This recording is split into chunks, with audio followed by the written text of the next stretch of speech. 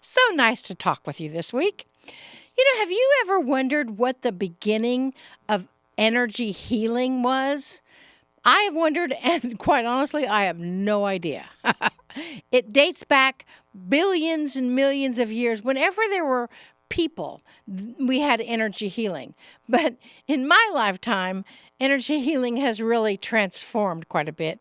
Well, it's actually transformed a lot over the last million years, I'm sure. However, right now, it's so much different than it was even 30 years ago. I mean, when I started down this path in the 90s, energy healing was, something very woo-woo, something very unusual. You might say, well, what exactly is energy healing? I get asked this question a lot, and I teach people in my holographic healing class to explain it in this way.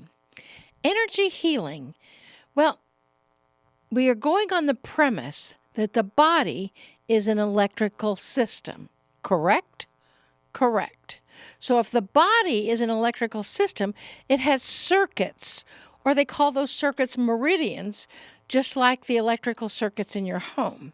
So when you have an injury, or whether it's physical or emotional, and when you have a break of the skin or a surgery or some kind of emotional pain, those circuits actually get disconnected. And when they get disconnected, that throws the whole body out of sequence. I mean, when you fall down and skin your knee as a child or as an adult, your muscles around that knee actually start moving in to protect that injury. And that also throws your body out of sequence. And you start favoring that knee and you start shifting your energy, which shifts your electrical system. So an energy healing works with that system to realign it. Now, an energy healing, I mean, there's so many different techniques. There's Reiki, there's quantum touch, there's body talk, there's emotional freedom technique, there's, however many healers there are. In the 90s, when I started down this path, there weren't that many. I mean, there was Louise Hay's You Can Heal Your Life. And Louise Hay, she wrote the book on healing your life, I believe. And Louise Hay really coined the phrase because she said every physical ailment has an emotional component. So when you align the emotional component, you also align the physical component, which what a person does when they're doing energy healing.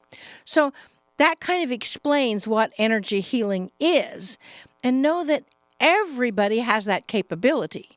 I mean, when you hurt your hand, bump it into a wall, what do? What's the first thing that you do?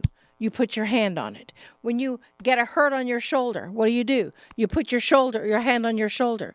That is a reflex action that causes you to send energy healing energy.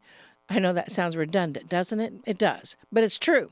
Energy healing through your shoulder, through your hand. Now, Adironnda has identified that there's a little space in the palm of your hand that is a little discolored, or it's a little lighter in color, or yellowier in color. And that shows the sign of a person that is a natural energy healing practitioner. Anyone can do energy healing, just like anyone can sing. Some are naturally better singers, and some take lessons to be a better singer. Some take lessons to be a better healing practitioner. And so what that means is the energy healing can be done and learned by anyone and everyone. It is not woo-woo or a mystery. I mean, my great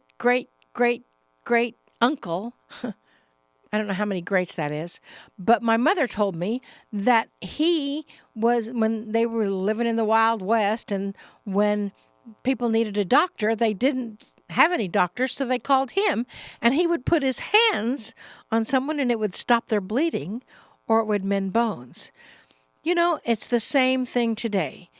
Intention is everything, right? Everything is energy and intention is everything. And whatever you're doing in energy healing is simply realigning the body's meridians, and everyone can do that. See you next week. Namaste, y'all.